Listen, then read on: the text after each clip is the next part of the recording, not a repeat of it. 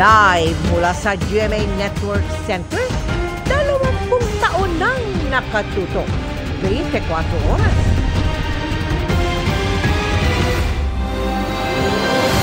Magandang gabi po, Luzon, Visayas at Mindanao. Guilty ang hatol ng korte kina Denise Cornejo, Cedric Lee at 2 iba pa para sa kasong isinampa ng TV host na si Bong Navarro. Hanggang 40 taong kulong ang sintensya sa kanila para sa tinawag ng korte na planadong pagkulong kay Navarro noong 2014 para hut-hutan siya ng pera. Hawak na ng mga otoridad si Cornejo at isa pang kasama, pero tinutugis pa si Lee at isa pang hinatulan. At nakatutok si Salima Refra.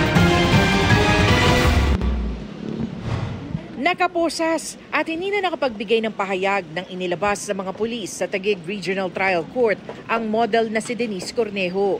Kasunod yan ng hatol na guilty beyond reasonable doubt laban sa kanya kay Cedric Lee, Simeon Palmaras at Ferdinand Guerrero para sa kasong serious illegal detention for ransom na inihain ng host na si Bong Navarro. Agad siyang pinaaresto, gayon din ang kapwa convicted na si Ras para pagsilbihan ang sentensyang reklusyon perpetua o 20 hanggang 40 taong pagkakabilanggo. Ayon sa Taguig RTC Branch 153, maliwanag na pinagplanuhan ng mga akusado ang pagkulong kay Navarro noong 2014 para hututan siya ng pera. Patunay ayon sa korte ang naging asal nila bago, habang at matapos gawin ang krimen. Sabi pa ng korte, inakit ni Cornejo si Navarro para pumunta sa kanyang condo unit para makorner ng mga kasama niya at mahututan ng pera kapalit ng pagbawi sa blotter laban kay Navarro. Nakita pa raw sa text message ni Lee kay Navarro ang bank account ni Cornejo kung saan dapat ipadala ang hinuthut na pera. Mula sa korte ay idiniretso sina Cornejo at Raz sa Taguig Police para sa mugshot at medical process. Pagkatapos ay dadalhin si Cornejo sa Correctional Institution for Women o CIW sa Mandaluyong.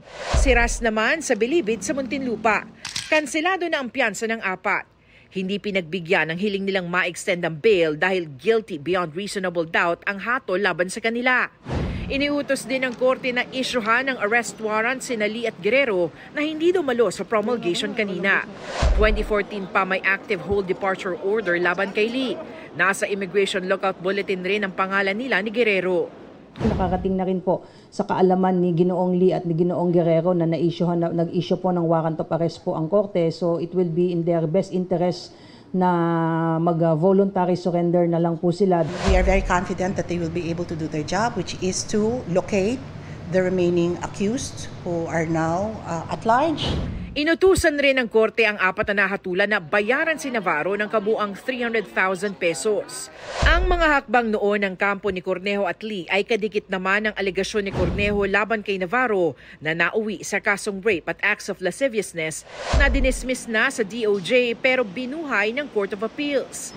Gayunman, noong February 2023 ay sinabi ng Korte Suprema na inconsistent, hindi malinaw at kaduda-duda ang mga pahayag ni Cornejo sa korte.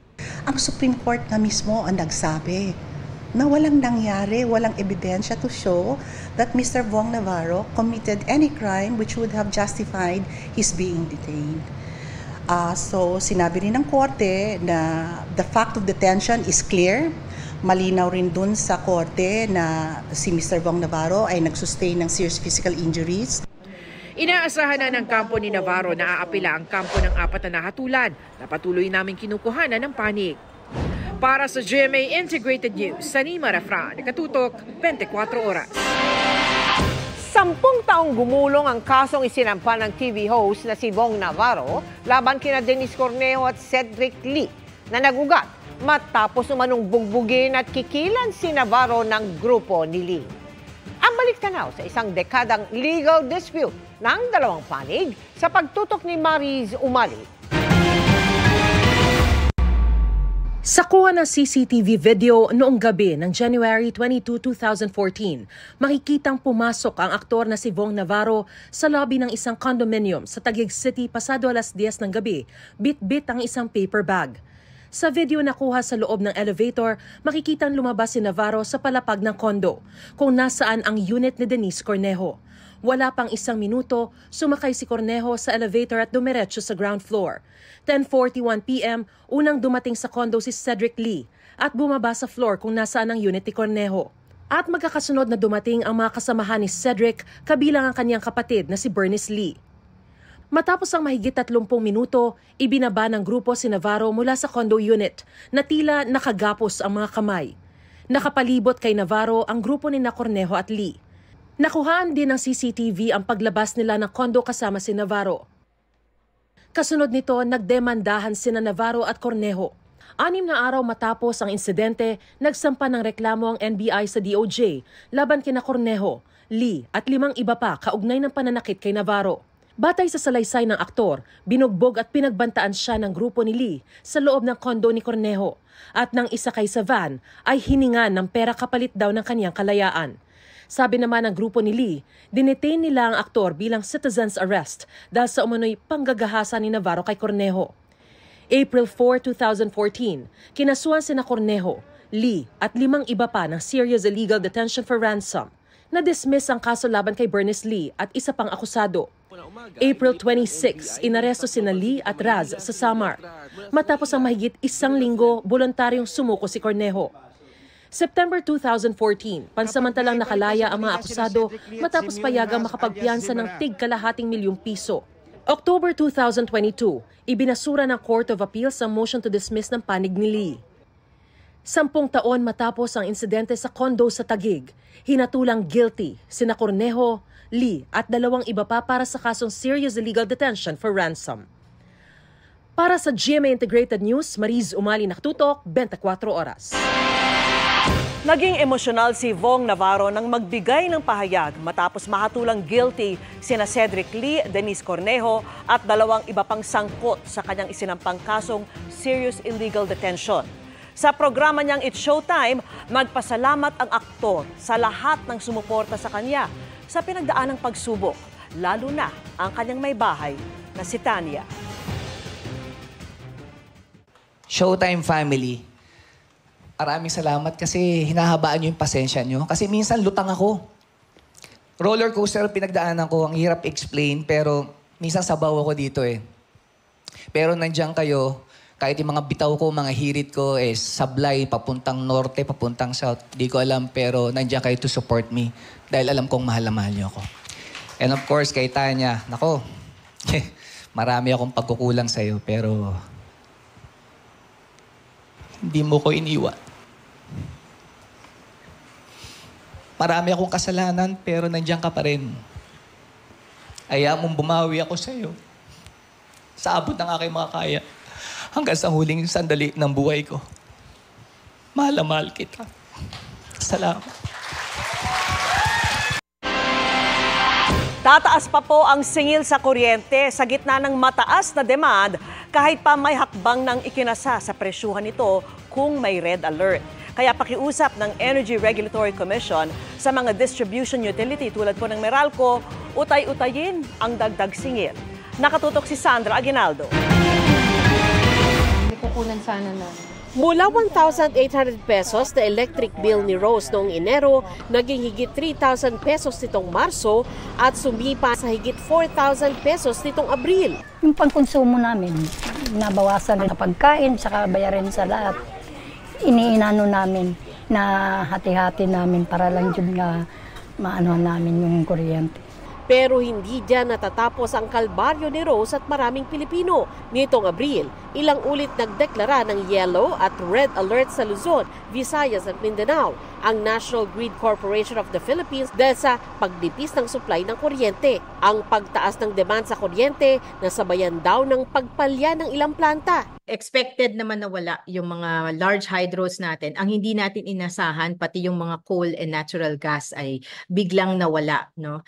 Ang pumasok, ang sumalba sa sistema, kaya hindi tayo nagka-system-wide na mga blackout, ay yung ating mga diesel plants. Alam naman natin mas mahal yung fuel ng mga diesel plants. Kaya tumaas ang presyo ng kuryente sa WESM o Wholesale Electricity Spot Market, na isa sa binibilhan ng kuryente ng iba't ibang distribution utilities gaya ng Meralco at mga electric cooperatives sa iba't ibang panig ng bansa.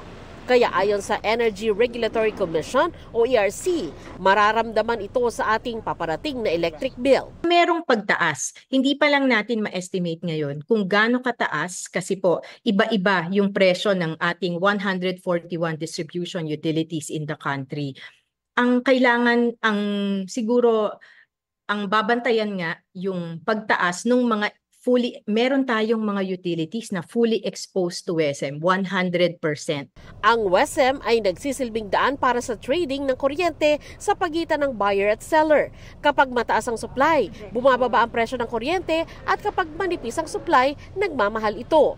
Ngayong araw nga, nagdeklara ng yellow alert ang NGCP sa Luzon Grid sa pagitan ng alas 3 at alas 4 ng hapon dahil sa manipis na supply. Normal na ang pagnipis ng supply ng kuryente kapag summer months. Pero ngayong taon na ito, mas dumalas daw ang pagdedeklara ng yellow at red alert. Kaya para daw maprotektahan ng mga consumer, sususpindihin muna ang presyuhan sa WESM kapag nakadeklara ang red alert. Kumilos na ang Energy Regulatory Commission o ERC upang pansamantalang isuspindi ang operasyon ng tinatawag na Wholesale Electricity Spot Market o WESM kapag may diniklarang red alert. Paglilinaw ng ERC, makabibili pa rin ng kuryente sa WESM pero iiral na yung administered price na itinakda ng ERC. Meron ding secondary price cap para naman malimitahan ang taas presyo. Dahil inaasahan pa rin ang pagtaas ng electric bill sa Mayo, nakiusap ang ERC sa distribution utilities na kung pwede utay-utayin ang pagsingil sa mga customer. Ang Meralco, bagamat may ibang pinagkukunan ng kuryente bukod sa WESM, handa raw hanapan ng paraan para hindi mabigatan ng kanilang mga customers.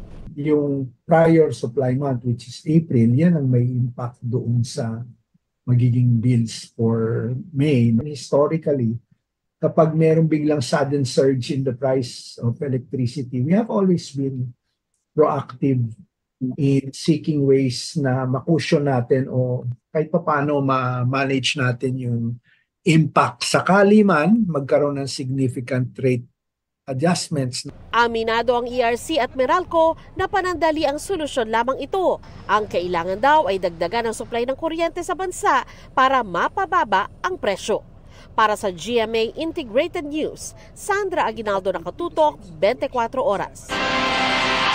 Simula na ngayong araw ng mas pinaagang pasok sa mga tanggapan ng mga lokal na pamahalaan sa Metro Manila para bawas traffic sana tuwing rush hour.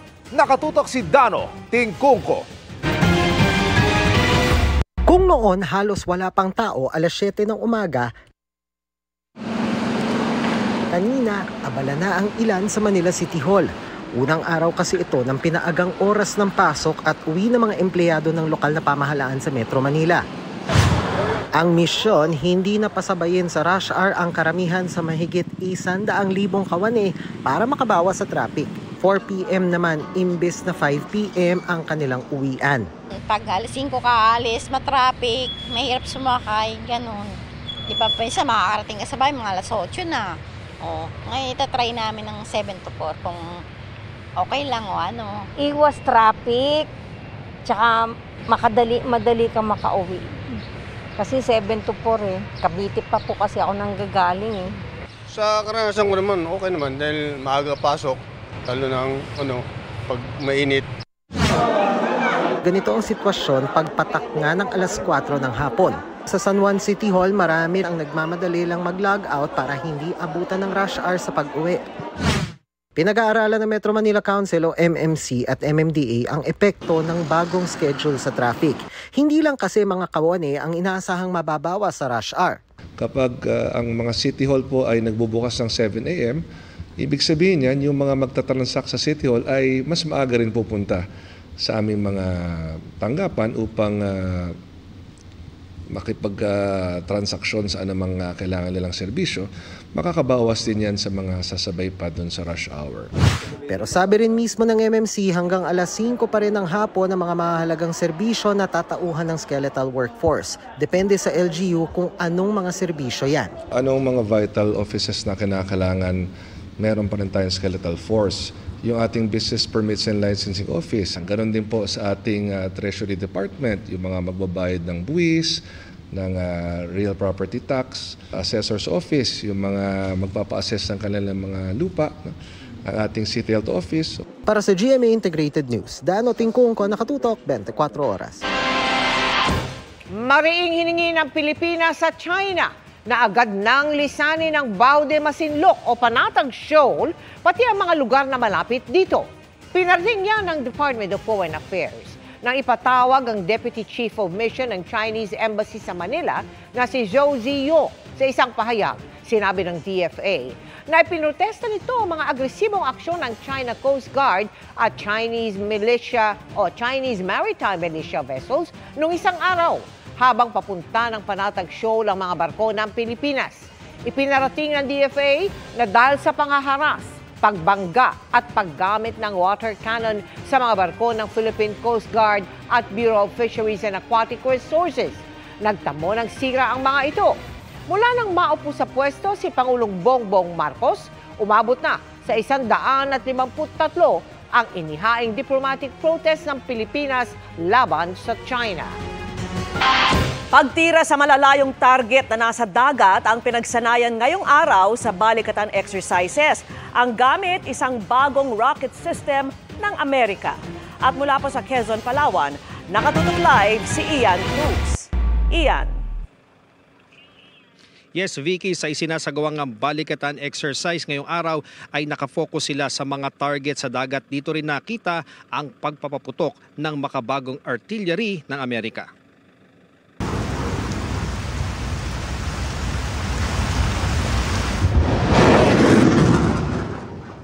Kahit malakas ang ulan, umalingaw-ngaw at gumuhit sa himpapawid ang pinaputok na rocket mula sa High Mobility Artillery Rocket System o HIMARS ng US Army.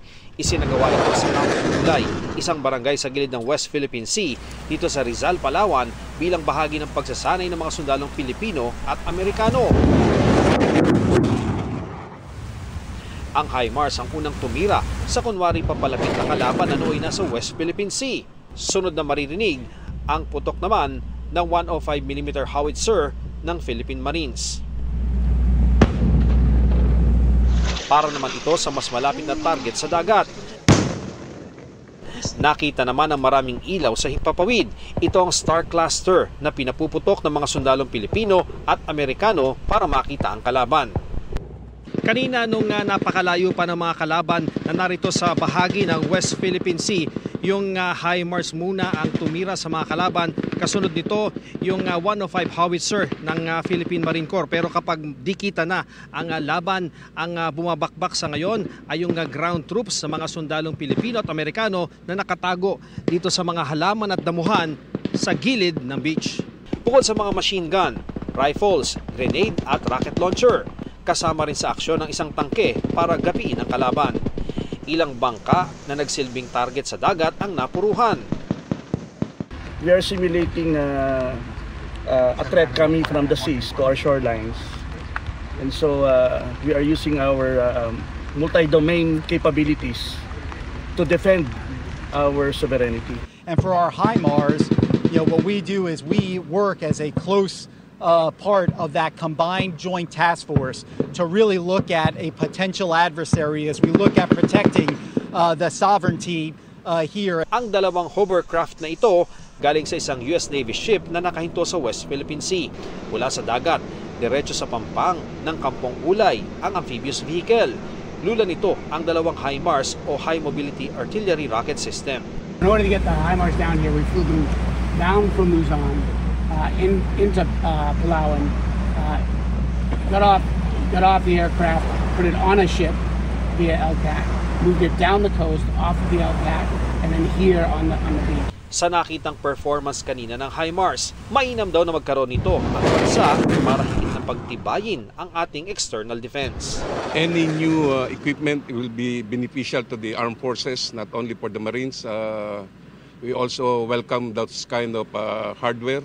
Ang mga armamento nakaharap sa West Philippine Sea kung saan nadadalas ang pangaharas ng China sa mga barko ng Pilipinas. Kung titingnan sa mapa, Katapat ng Rizal, Palawan ang Ayungin Shoal, nakalapit din ang Panganiban o Mischief Reef na kontrolado ng China kahit pasok sa ating exclusive economic zone. Tinanong ang AFP kung hindi kaya masamain ng China ang nakaharap na kanyon sa West Philippine Sea. It is very speculative. This is quite a distance and we are only firing within our maritime zones and our territory. VK, mula dito sa Palawan, inaasahang dadako naman ang pagpapatuloy ng balikatan exercise dyan sa mainland Luzon sa mga susunod na araw. Yan ang latest mula dito sa Palawan. Balik sa iyo, Vicky. Maraming salamat sa iyo, Ian Cruz. Good evening mga kapuso! Angat na angat ang ganda ni Kapuso Primetime Queen Marian Rivera sa kanyang latest makeup transformation na may almost 50 million views na. Tila may fountain of youth nga daw si Marian na halos di nagbago ang itsura ng unang gampanan ang Marimar 17 years ago. Makichika kay Nelson Canlas. Bow to the Queen dahil tapos na ang laban. Yan ang hirit ng ilang netizen sa halos 50 million online views sa Facebook at mahigit 11 million views on Instagram na latest makeup transformation video and Marimar throwback post ni Marian Rivera. Actually, nung ginagawa namin yan, sabi ko nagpa-flashback sa akin yung 2007 na ginawa ko si Marimar. Na parang sabi ko, ang tagal na panahon na pero nasa puso ko pa rin talaga siya. Sana all ang tugon ng marami dahil 17 years na ang nakalipas since umere ang Marimar, halos walang nagbago sa kanyang itsura. Paano ba niya na-maintain ang kanyang fresh and youthful looks? Ano ba? Paano ba? Wala eh. Kailangan siguro masaya ka sa ginagawa mo, inaalagaan mo mabuti yung sarili mo. Pag sinabi ko inaalagaan yung sarili, siguro inside and out dapat. At ang bagong assignment for Yan Yan, gusto kong i-challenge ang kaibigan namin si Ate Marian Rivera na gawa ng steps ang song namin na Could Be Something. You made me believe in love. Bagong dance challenge sa kanta ng Filipino indie folk pop band na Ben and Ben. Yung mga kaibigan kong Ben and Ben, ay ito na. Siyempre sabi ko, paano ba naman? Hindi ko sila mahihindihan kasi malakas yung mga yan sa akin. Kaya, nako, challenge accepted yan. So, bibigay ka sa challenge? Naman! Sila pa ba? Kaya abangan nila yan. Bukod sa mga inaabangang TikTok entries, marami rin ang nakasubaybay sa umiinit na kwento ng My Guardian Alien at maghanda na raw sa mga kakaibang plot twists sa Kapuso Primetime Series. Ang dami pang mangyayari na talagang hindi nila ine-expect na yung mga twist talaga siya. Tsaka abangan nila yung banggaan namin dito ni Max Collins. Nelson Canlas, updated sa Showbiz Happenings. Para hindi ma-detect, nagpatay ng automatic identification system ang Chinese vessel na namataan sa Catanduanes. Ayon sa impormasyong natanggap ng AFP, nakatutok si June Veneracion. Ilang araw ding minonitor ng gobyerno ang Chinese flag research vessel na Xingu. April 25 nang una itong namataan sa silangan ng Rapu-Rapu Island, Albay at nagpalipat-lipat sa Gamay, Northern Samar at dagat bandang Catanduanes. May mga indikasyon na nagsagawa daw ito ng marine research na ayon sa Philippine Navy ay hindi naman illegal base sa United Nations Convention on the Law of the Sea. Pero sa latest monitoring ng Armed Forces of the Philippines, wala na raw sa loob ng exclusive economic zone ng Pilipinas ang barko. As of this morning, Xingu was monitored to have left the area of responsibility of Visayas Command. Nakalabas na yun. Nakalabas na sa Pilipinas. Pero hindi pa rin nagpapakasiguro ang Armed Forces of the Philippines, kaya patuloy na nagsasagawa ng maritime patrol. Lalo't may impormasyong nagpatay daw ng automatic identification system ang Chinese research vessel. I cannot speculate on why they did it, but of course, turning it off means not being detected. May 3 iba pang Chinese research vessel ang minomonitor ng AFP. Lumipat na raw ng pwesto ang mga ito at nasa bandang Pag-asa Island na raw kahapon. Unang na-monitor ang mga ito sa Ayungin Shoal noong April 21 at umalis ng isla noong April 25. Sa nangyayaring problema sa West Philippine Sea, gaya ng walang tigil na harassment at pambobomba ng tubig ng China sa mga barko ng Pilipinas, mahalaga raw na mapalakas ang kakayahan ng AFP. Kailan matatapos lahat ng ito? It's when the AFP has achieved credible defense posture. Para sa GMA Integrated News, June Veneracion, Nakatutok, 24 Oras.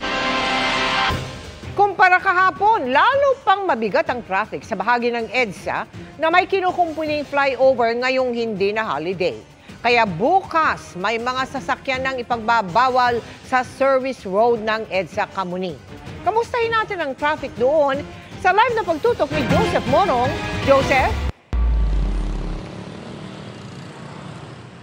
Mel, sa mga kababayan natin, sa mga kapuso natin na papunta ng Makati o sa South at dito kayo dadaan sa EDSA, iwasan nyo na po yung approach, yung pagsapit sa EDSA flyover Kamuning, EDSA Kamuning flyover at saka yung service road dyan dahil mabagal na ang daloy ng trapiko dahil sarado na yung flyover simula pa kahapon. Kaya nga yung MMDA babawasan yung volume ng mga sasakyan na nagsisiksikan doon sa service road at yung mga nagbomotor, bawal na po kayong dumaan sa service road simula bukas. Kaya nga dito sa Scout Borromeo pa lamang ay pinapakanan na sila para bawas yung volume doon sa may service road malapit sa flyover na sarado. Tukod ng traffic sa EDSA southbound bago mag-Timog Avenue. Sarado kasi ang lahat ng lanes ng EDSA Kamuning flyover maliban sa busway para sa 5 buwang repair. Pwedeng dumaan sa service road sa gilid dito pero dito nag-iembudo ang mga sasakyan. Sa obserbasyon ng MMDA, kalahati ng volume ng mga sasakyan na tumutukod doon sa ilalim ng EDSA Flyover Service Road ay mga motor. Kaya ipagbabawal na ng MMDA na pumasok yung mga motor doon sa service road at ngayon pa lamang ay pinapakanan na sila sa mga alternate routes katulad nitong sa Scout Borromeo. Lampas 24,000 daw ang mga 4-wheel na mga sasakyan at lampas 23,000 ang mga motorsiklong gumagamit ng flyover. Iga-guide lang natin sila. For their safety rin kasi para wag na po silang makipag-gitgitan. Okay lang po sir, wala po problema. Iwas sa delikado po mga iwas traffic po. Mag-iibang ruta na lang. Hassle boss eh. Ubos oras din po doon. Sa mga gustong umiwas sa embudo sa service road, maaaring kumanan sa Albano, Panay at sa Scout Borromeo. Yun nga lamang bago makalabas muli ng EDSA, dadaan pa rin sa Timog kung saan may pagkakataon ding naiipon ng mga sasakyan. Susubukan daw ng DPWH-NCR na tapusin ang repair ng mas maaga sa October 25 deadline sa pamamagitan ng 24 oras na trabaho. Manual po ang gagawin natin pag-demolish doon sa ating slab. Partial closure lang po at kapag po kasi heavy equipment yung gagamitin natin ay medyo makakaapekto rin po sa ating ginagawa. Mel, mananatiling bukas naman yung northbound lane ng EDSA Kamuning flyover. Mel? Maraming salamat sa iyo, Joseph Mono. Posible pang tumindi ang pinsala ng El Nino sa ilang produkto kabilang na ang bigas. Kamusta kaya ang presyo? Nakatutok si Bernadette Reyes. Sa gitna ng tumitinding init, umabot na sa halos 6 na bilyong piso ang pinsala ng El Nino sa mga produktong agrikultura. Pinakamalaki ang pinsala sa bigas na umabot sa 3.1 billion pesos. Sinundan niya ng 1.7 billion pesos na pinsala sa mais at 958 million pesos naman sa high-value crops. 3 rehiyon sa bansa ang pinakapektado ng El Nino na pangunahing pinagkukunan ng bigas sa bansa. Sabi ng DA, bumaba na ang ani ng palay ng 100,000 metric tons sa first quarter ng taon. From 4.78 last year, ngayon ay 4.68 million metric tons. So earlier projection nila tataas by 4.8. So yung actual na measurement nila 4.68 million metric tons. Ang magiging epekto niya ngayon ay yung preparation for wet season. So land prep kung kulang ang tubig. So magkakaroon ng konting delay sa planting for the next season.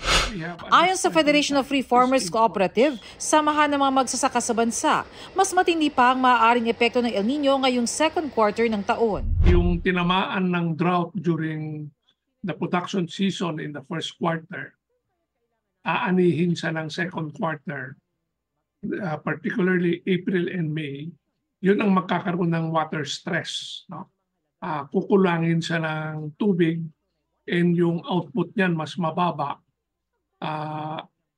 At yung iba talagang natuyuan, yung iba nasira na. Para mapunan ang kakulangan sa bigas, aasa na naman daw ang bansa sa imported na bigas. Bagamat bumaba na ang presyo ng bigas sa world market, hindi nangangahulugan na bababa ang bentahan sa mga pamilihan. Ayon sa Department of Agriculture, mahigit 1 million metric tons na imported na bigas na ang pumapasok sa bansa ngayong taon. Pasok naman daw ito sa kanilang target na 300,000 hanggang 350,000 metric tons na imported na bigas kada buwan. Magkakaroon ng price impact kung yung papasok na imported ay masyado ring mahal at yung local production mo kulang. So definitely magkakaroon yun ng impact. So ngayon naman hindi naman masyadong mataas yung presyo sa international market compare last year. Samantala, pinag-aaralan ngayon ang planong paglalagay ng label sa mga bigas para malaman kung alin ang local at imported at maiakma ang presyo nito sa sandaling ibenta na sa mga pamilihan. Meron kasi siyang dapat na tamang presyo according to specific grade or yung milling quality ng bigas. Ang problema raw, madaling dayain yan. Ililipat lang nila yung imported rice sa ibang sako na kunyari local. O ipang-mimix nga nila, lalo na pagka hinalo na yan sa local rice, mahirap mo nang alamin kung local ba yan o imported. Para sa GMA Integrated News, Bernadette Reyes, nakatutok 24 oras. Ngayong unang araw na may pasok kasunod ng deadline sa consolidation, nagkaalaman kung sapat ang mga jeepney. Ang sabi ng LTFRB, hindi dahil sa tigil pasada kaya may mga na-stranded, kundi dahil may hindi nagpa-consolidate. Nakatutok si Oscar Oida. Stranded ang mga pasahero sa lungsod ng Parañaque kanina, kasunod ng tigil pasada roon ng grupong Manibela.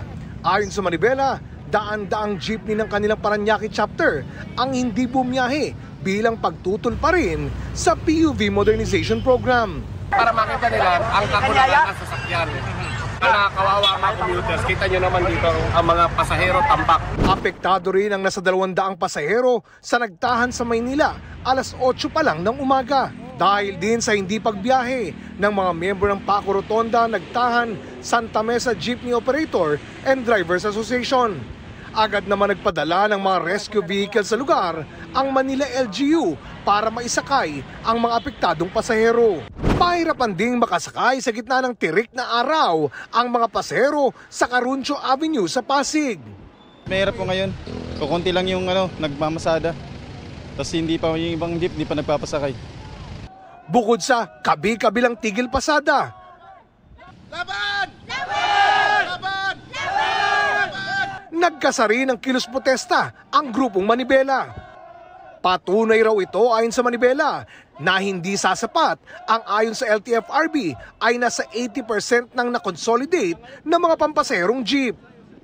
Ganito po, araw-araw ang makikita nating sakripisyo nila na hirap pong sumakay, na ayaw din po nating mangyari. Kaya namin ito ginagawa sa ngayon para makita ng gobyerno na itong araw na to, kapag hindi ho kami pinayagan talaga na ma-extend pa, araw-araw po kalbaryo ang dadanasin ng ating mga kababayang mananakay.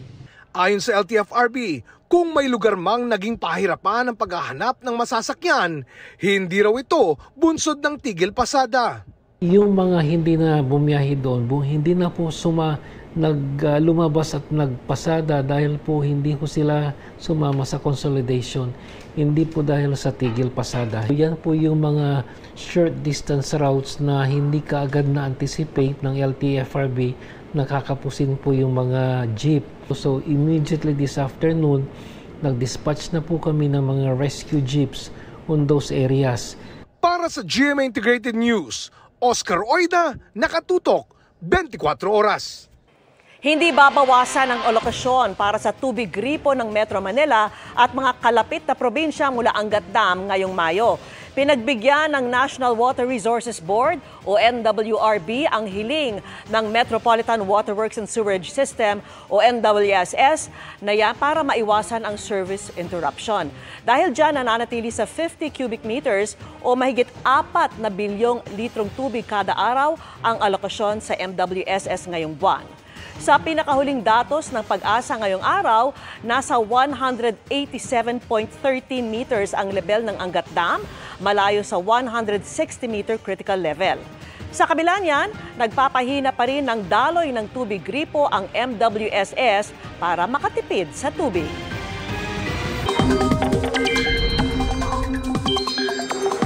Mga kapuso, 30 lugar sa bansa ang dapat maghanda sa matinding init kung saan ang heat index papalo na naman sa danger level.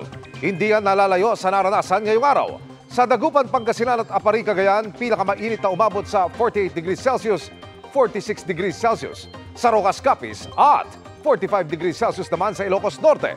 Sa forecast ng Pag-asa, halos sa mga lugar na yan din, pinakamataas ang heat index bukas na nasa 45 hanggang 47 degrees Celsius. Kasama rin sa makakaranas ng napakainit na panahon ng Iba, Zambales, Cuyo, Palawan, Vira, Catanduanes, Pili, Camarines Sur, Dumangas, Iloilo at Zamboanga City. 43 degrees Celsius ang posibleng maranasan sa bahagi ng La Union, Tuguegarao City at Kasiguran, Aurora. Kasama rin diyan ang 3 bayan sa Mimaropa. Inaasahan naman ng 42 degrees Celsius sa 14 pang lugar sa bansa, karamihan sa Luzon at Visayas. Dito sa Metro Manila, maglalaro ang heat index sa pagitan ng 40 at 41 degrees Celsius, halos malapit na rin sa danger level. Doble ingat para iwas heat cramps o heat stroke. Lalo't mas ramdam ang init dahil base naman sa datos ng Metro Weather, mababa ang tsansa ng ulan bukas sa halos buong bansa. Maliban lamang bandang gabi kung kailan posible ang ulan sa Mindoro Provinces at Sulu Archipelago. Maliwalas din ang panahon pero mainit pa rin sa Metro Manila. Sinuspindi ng Philippine National Police ang pagpapabura ng mga tattoo ng mga pulis na nasa serbisyo. Ayon kay PNP spokesperson Police Colonel Jean Fajardo, ang suspensyon ay habang pinag-aaralan pa ang mga posibleng epekto nito sa kalusugan, lalo na sa mga pulis na merong karamdaman. Ang importante anya, hindi kita ang tattoo sa exposed na bahagi ng katawan ng pulis tuwing naka-uniforme. Bawal ding dagdagan ang mga dineklarang tattoo. Bawal din ito sa mga papasok pa lang sa pagiging pulis. Maari umunong dahil sa matinding init kaya nasawi ang 4 na empleyado ng munisipyo ng Pili, Camarines Sur. Tinutukan yan ni Chris Novello ng GMA Regional TV Balitang Bicolandia. Pag iglip niyang kaunti, may maya para siyang umubo. Hindi binuhat ko na sir siya. Dinala namin siya. Pagdating po namin noon, inano po ng doktor na wala na po. Emosyonal si Heidi habang inaalala ang mga huling oras ng kanyang 59 anyos na asawa bago bawiin ang buhay noong nakaraang linggo. Kwento niya, pumasok pa sa trabaho noong nakaraang linggo ang kanyang asawa bilang isa sa mga empleyado ng LGU Pili. Pero napansin daw ng mga katrabaho ang tila pamumutla nito. Sinabihan pa raw itong magpadala na sa ospital pero ayaw niya sir nang magpadala. Sabi niya hindi na. Uuwian niya ako. Talaga sir, nagpumilit siyang umuwi. Sa amin. Bukod sa asawa ni Heidi, 3 iba pang empleyado ng LGU Pili ang binawian ng buhay habang nasa trabaho nitong mga nakarang araw at linggo.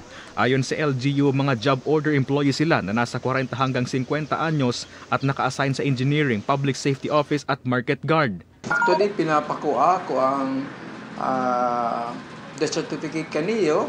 So, to check kung ano ang other details kasi ng kamugtakan na posibilidad na contribute para sa magadan. Bagaman wala pang detalles ikinasawi ng mga empleyado, hindi isinasantabi ng kanilang Rural Health Unit ang posibilidad na nakaapekto ang matinding init ng panahon. Kaya ang rekomendasyon ng LGU, magkaroon ng adjustment sa working hours ng mga empleyadong babad sa initan. Halimbawa yung traffic, kung minsan baga mainit pa talagang matraffic na, dapat din nandyan sila. Okay, so kaya lang sabi ko, dapat mag-adjust kami. Halimbawa, 1 hour ka lang dyan, papalitan ka na uli. Mula sa GMA Regional TV Balitang Bicolandia at GMA Integrated News, Chris Novello, nakatutok 24 oras. Sibak sa trabaho ang MMDA traffic enforcer na dumaan sa EDSA busway nitong Martes. Siya po yung rider na nakitang bumuntot sa likuran ng bus pero hindi huminto ng parake ng Special Action and Intelligence Committee for Transportation. Ayon sa MMDA, Nang makaharap si MMDA Acting Chairman Don Artes ngayong araw, idinahilan ng sinibak na enforcer na dumaan siya sa EDSA busway dahil malilate na raw siya sa trabaho. Ayon kay Artes, hindi nila pinalagpas ang anumang pagkakamali ng kanilang mga kawani. Dumarami ang gustong maranasan ang K-pop at K-drama feels sa pamamagitan ng pagbisita sa South Korea. Sagot na namin ang virtual tour sa pagtutok ni JP Soriano. Mahigit 3 oras lang mula sa Maynila, mararating na sakay ng eroplano ang land of K-drama, K-pop, and K-food. Welcome to South Korea. Klima pa lang, alam ko nang nasa ibang lugar ako. Tanghaling tapat, pero nasa 20 to 22 degrees Celsius ang lamig sa capital city of Seoul. Yung lamig po dito para pong naka-aircon. Swak na swak sa mala Luna o pang pormahan. Dito lang po nakakaganda na po ulit kasi sa Pilipinas. Ang hirap na po kasi sobrang init na po. Want more K-culture inspo? Meron akong suggestion. Parito po ako ngayon sa Songsu-dong o yung Songsu District. Isa po itong kilalang pasyalan, lalo na po ng mga kabataang Koreans, pati na rin po ng mga kabataang Pilipino. Dahil dito po nakita nga nagpunta yung ilan sa mga kilalang idols, gaya po ng BTS, EXO, 17, at marami po mga pop-up stores dito, gaya po ng nakikita nyo yan sa aking likuran. Tila living the K-pop life daw kapag pinuntahan mo ang mga kainan, kapihan at bilihan ng damit dito dahil almost every idol that you're aware of has actually practiced and visited the Songsu-dong area. has been seen walking. For example, BTS, the Rise, the NCT, a lot of the artists from the SM Entertainment, and recently 17 of this group actually opened a pop-up store. So you can see a lot of the idol artists opening their own pop-up stores here. Kaya si Kim, di na pinalagpas ang pop-up store na endorsed ng kanyang bias sa kanyang favorite K-pop group. Dahil kay Mingyu, 17. Sana nga marami rin tayong ganito sa atin sa Pinas kasi very unique siya.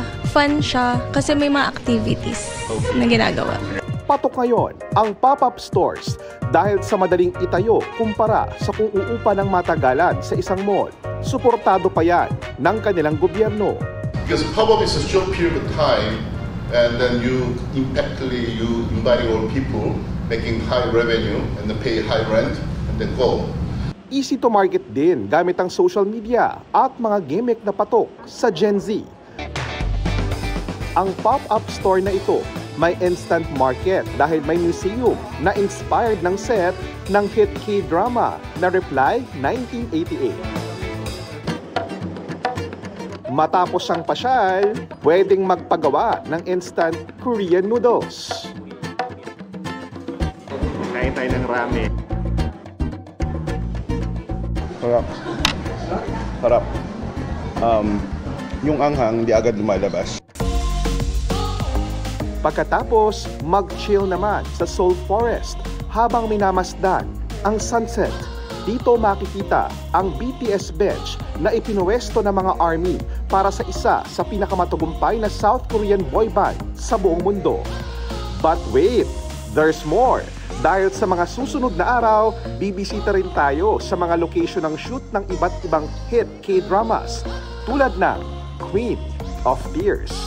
Mula sa Seoul, South Korea at para sa GMA Integrated News, JP Soriano, nakatutok 24 oras.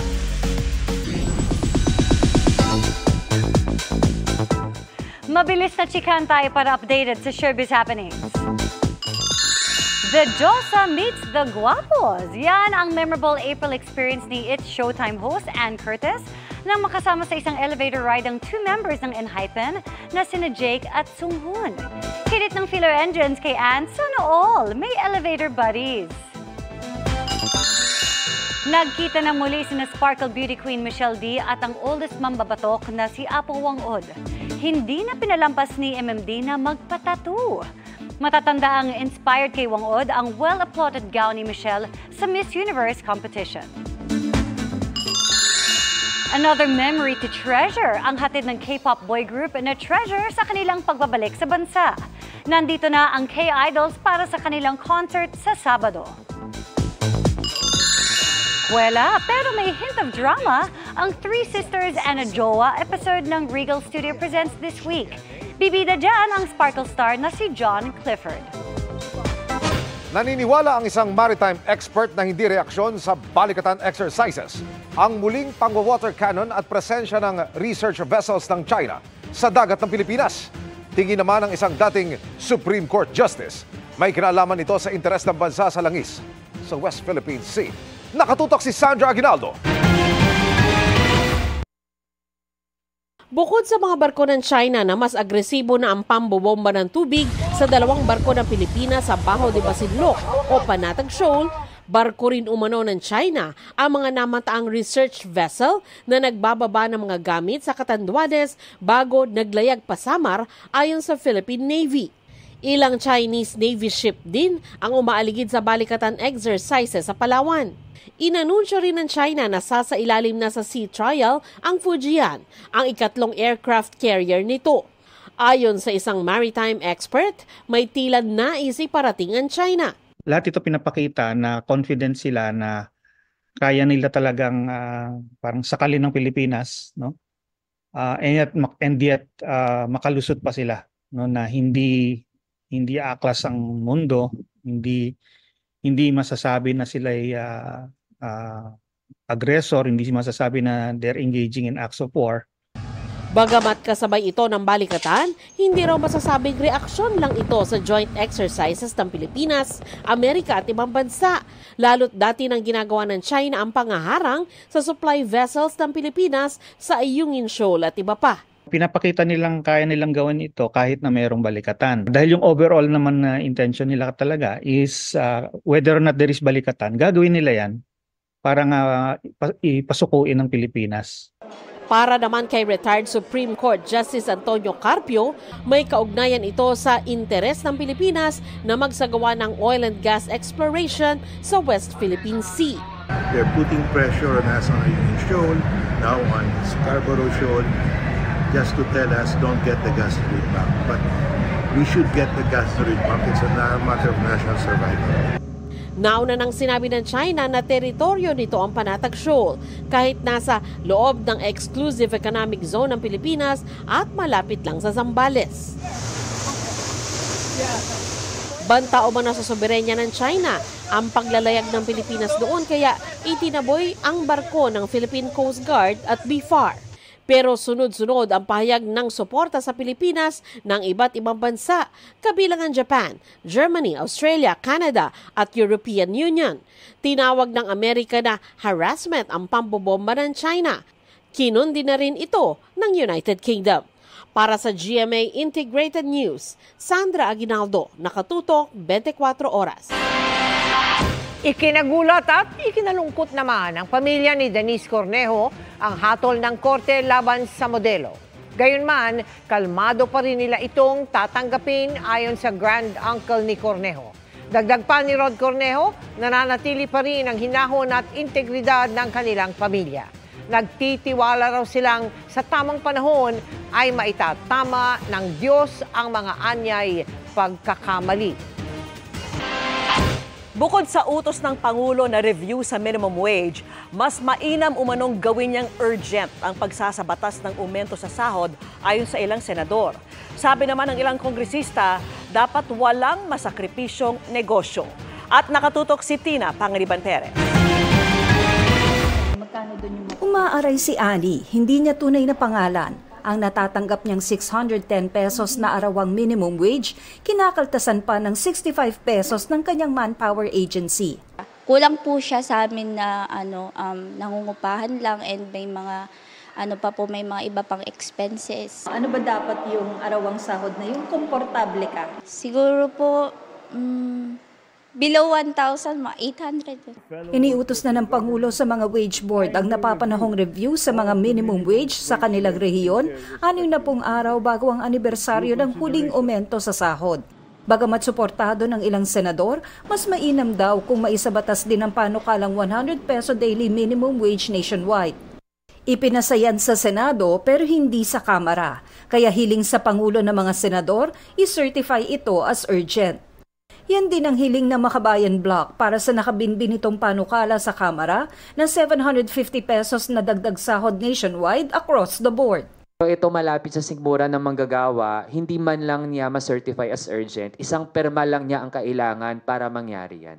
Sa panukala naman ng Tingog Party List sa Kamara, imbes na regional, magkaroon na lang ng industry wage boards. Magpapantay rin ang para sa parehong industriya, magpapantay din ang sweldo sa mga regions at sa Metro Manila. Gusto rin naman daw ng ilang majority congressmen na guminhawa ang mga manggagawa. Pero gusto din namin natin na hindi din magsara ang ating mga negosyo. There really needs to be a proper balance na hindi naman din po natin sinasakripisyo din ang ating mga negosyante. Sang-ayon ng Labor Department na kailangan ng pagbalanse. Sa ngayon, pinoprotektahan naman daw ng Labor Department ang karapatan ng mga manggagawa na mag-organisa at makipagnegosasyon sa kanilang kumpanya para sa mas magandang sahod at mga benepisyo. Hindi lang wage, no?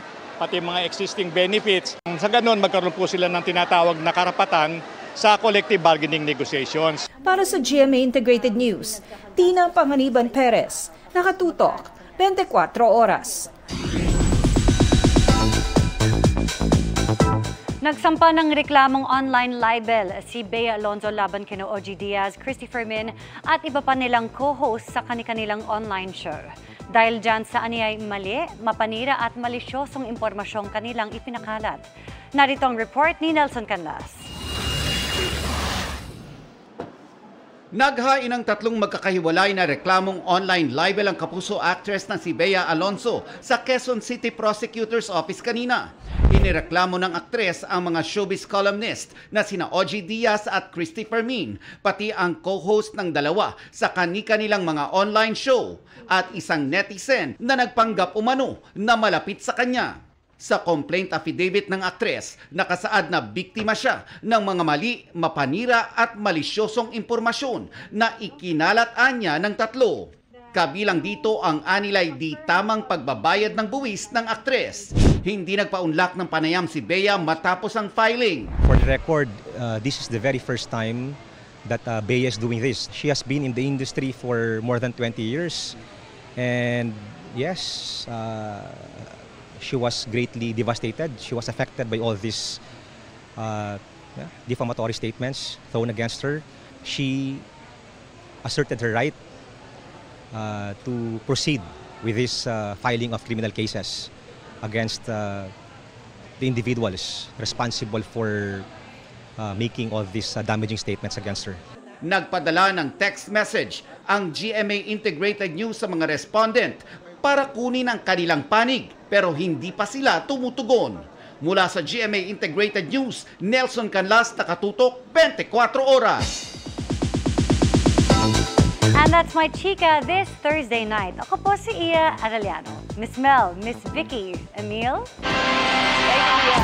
Salamat, Iya. Salamat sa iyo, Iya. At yan ang mga balita ngayong Huwebes.